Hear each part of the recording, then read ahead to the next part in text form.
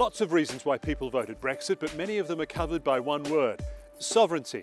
Brexiteers don't like to share it, from how many fish you can catch to who gets to live here and which court ultimately has the final say over British citizens. Many Brits get pretty cranky at the idea of having to follow rules and regulations set in Brussels, often by people they haven't voted for. Well, no one knows exactly.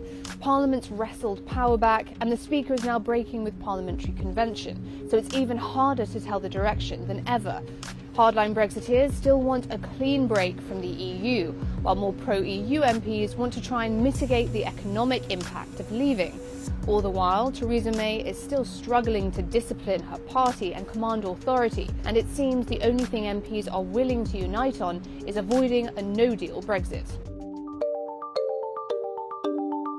The Prime Minister wants one thing: the deal she negotiated with the European Union to pass Parliament. Then Brexit can begin on March 29, 2019 at 11 p.m. If her deal passes, there will be a nearly 2-year transition period, where the United Kingdom will essentially be held to the same rules as before, as they try to negotiate new trade relationships before December 2020. After that, the United Kingdom will be essentially on its own, no longer subject to European rules on things like trade or immigration, or to the European Courts of Justice. It's no secret that the EU regrets Brexit and sees it as a historic mistake. If a country as large and as powerful as the United Kingdom wants to leave a club in which it helps shape the single market and benefits from security cooperation, among many other things, what does that say about the club itself? Nothing good. And so from the start, the EU's approach has been damage control. The British pound has slumped since the UK voted to leave the EU, and it could fall even further in the event of a hard or no-deal Brexit. Now, that may be some good news for tourists hoping for a cheap trip to the UK, and for some British businesses which are export-heavy.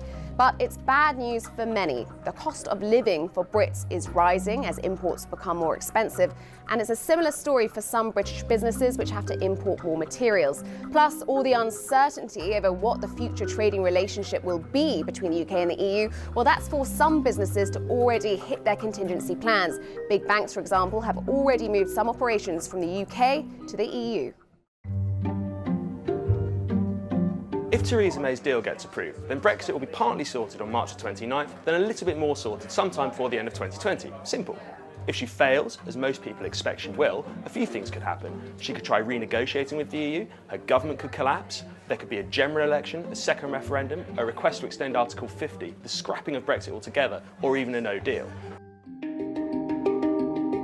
The UK has been in decline for a century. Brexit is a milestone on that downward trajectory. Far from taking back control and turning the UK's fortunes around, it will leave the kingdom's citizens more isolated from allies, alliances and markets. Economic growth will be slower, intelligence sharing curtailed. But it's not as bleak as it sounds. The UK still has clout. It remains one of the 5 permanent members of the world's most powerful diplomatic body, the UN Security Council. Change won't be overnight, but the future as it comes will depend more on the billions of people beyond its borders than in the past.